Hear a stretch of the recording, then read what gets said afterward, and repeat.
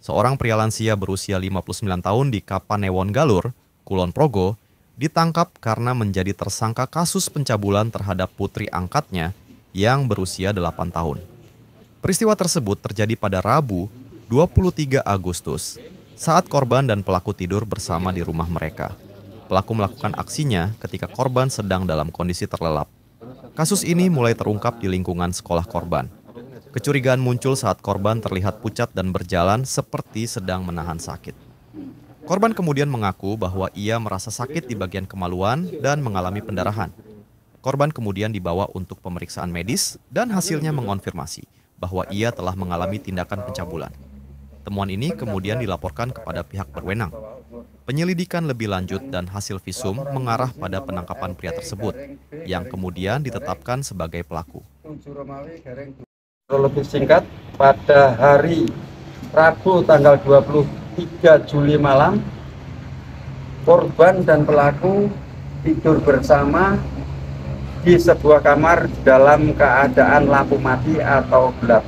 Disitulah pelaku melaksanakan diduga tindakan menyetubuhi atau melakukan pencabulan terhadap korban tersebut.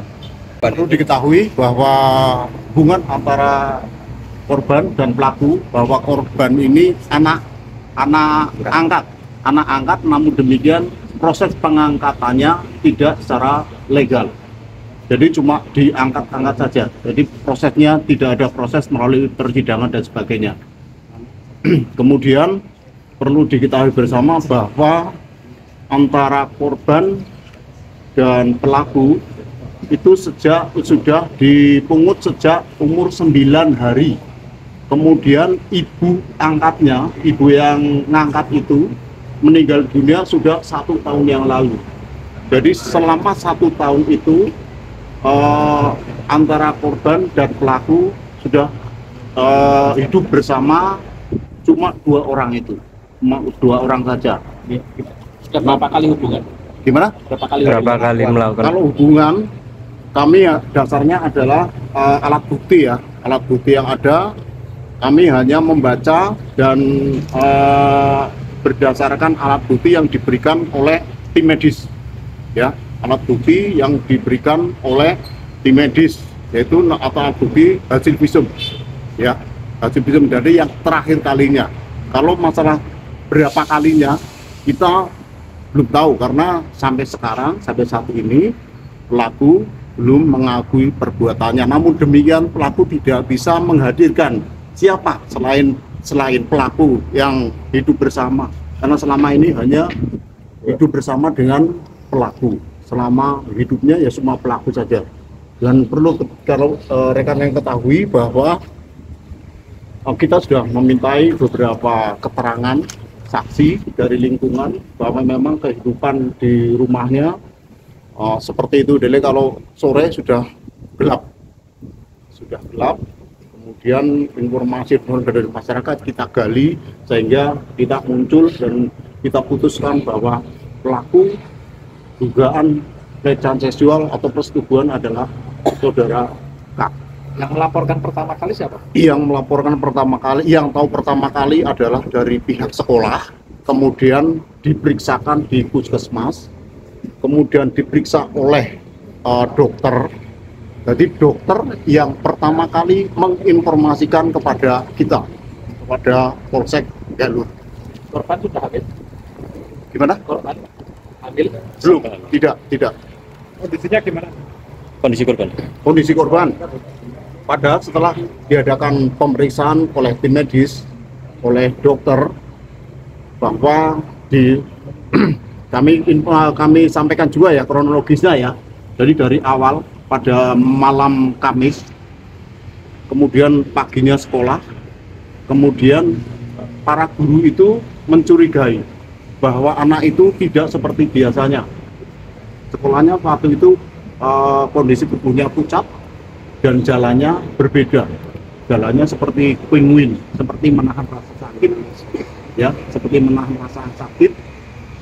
Kemudian setelah diadakan pemeriksaan di bawah sama guru, di pemeriksaan di tim medis mengatakan bahwa itu ada dugaan pelecehan seksual karena di alat kelaminnya sebelumnya korban itu menceritakan kalau malam harinya terbangun dari tidur dan celananya melorot, terus ada rasa nyeri di perut dan kemaluannya sakit, dan seputaran alat kemaluannya ada seperti lem sekat pada malam hari. Kemudian dengan menahan rasa sakit, kemudian terangnya dinaikkan kembali, kemudian tidur lagi.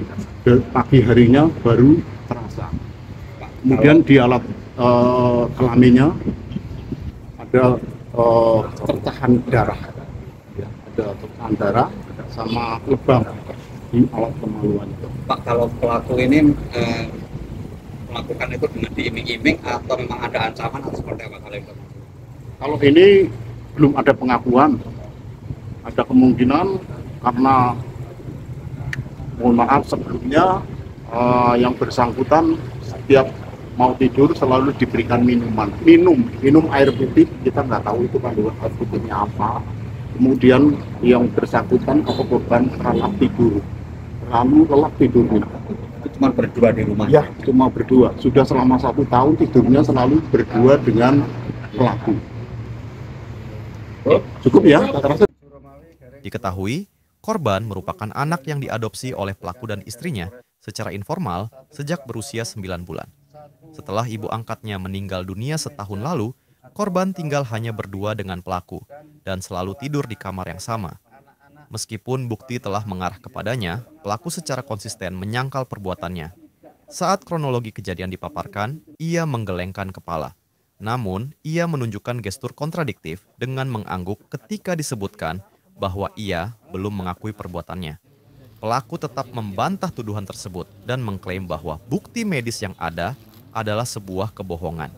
Atas perbuatannya, pelaku dijerat dengan pasal 81, Undang-Undang Nomor 35 Tahun 2014 tentang Perlindungan Anak. Ia terancam hukuman penjara minimal 5 tahun dan maksimal 20 tahun. Proses hukum kini terus berjalan.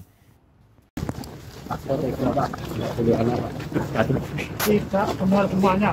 Tidak benar. Tidak benarnya kenapa, Pak? Dibuktikan. Tidak mengakui itu, Pak, kalau melakukan. Nanti puskesmas bohong ya, Pak, ya? Terus anaknya itu kalau emang nggak punya istri, Pak? Cuma setahun ini.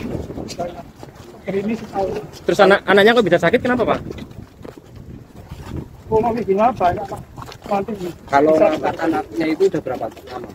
Sejak usia berapa? 2017. Umur 9 hari. Yeah.